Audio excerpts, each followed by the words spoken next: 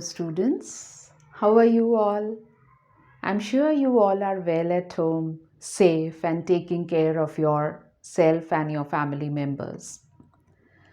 Today, we are going to take up the ninth chapter, Save Water, from your moral science.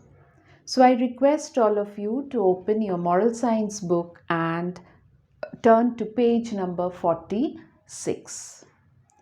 This chapter is about the feeling and the thoughts about the students who were talking on a project. In Carmel Public School, that is Green Dreams, there's a nature club. We too used to have nature club in our school, right? Under that, we did so many things. We planted trees, we tried to do poster making, some skit competition, just to spread awareness among your friends and all the school members and your surrounding people. So, same way, in this chapter, it's about the story of a teacher, Sushmita Ma'am. She was the teacher in charge of the nature club, which was known by Green Dreams. She spoke to the students regarding what would their topic of discussion or presentation would be. There were many thoughts, but two thoughts she liked the most. That was on water. That is, how water is necessary for life to sustain on this earth.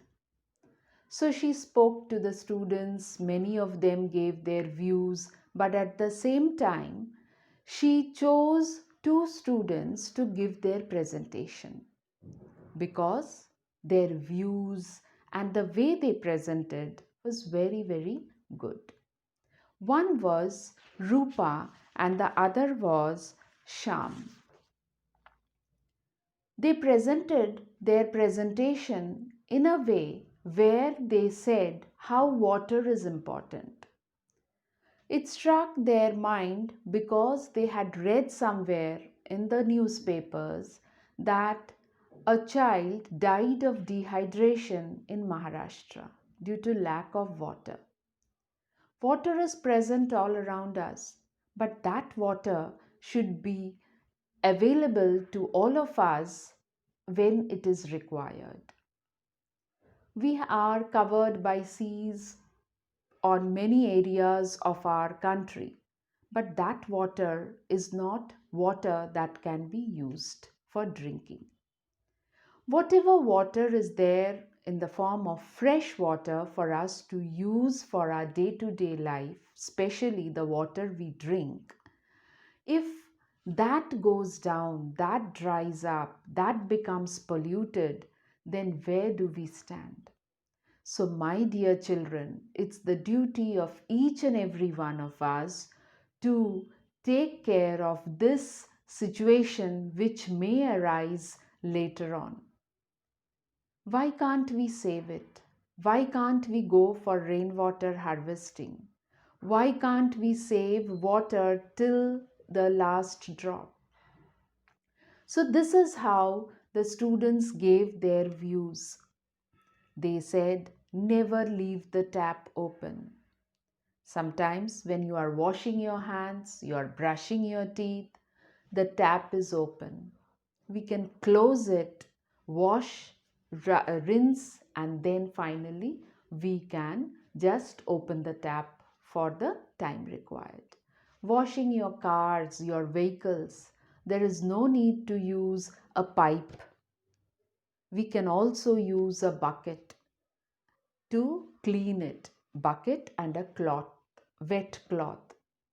Because whatever water we waste, which is in the form of kitchen waste, or what we call as domestic waste, kitchen waste, or it is the waste from the washrooms, that is not reused anymore.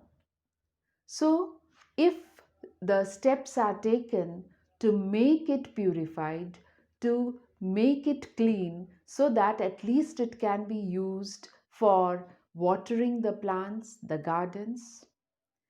As we need water, same way even the plants need water. So, water is a very necessity of life. If we face water shortage, life will come to a standstill. So, my dear students, you have to be very aware and make others aware around you so that there is no wastage of water.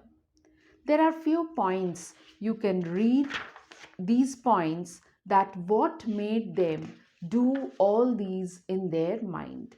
Like, for example, the members of all the club, the nature club, they were aware now that they should not waste water. And at the same time, they tried to make others aware who were with them, their family members, their friends, their neighbors. So it's the duty of every one of us to make everyone around us to be aware that how important water is. So you can read up the points, and these points are nothing very difficult to follow in our day to day life. Very simple, but we save water for ourselves and for the next generation. As you are children, when you grow up, if you face scarcity of water, I'm sure you won't like it.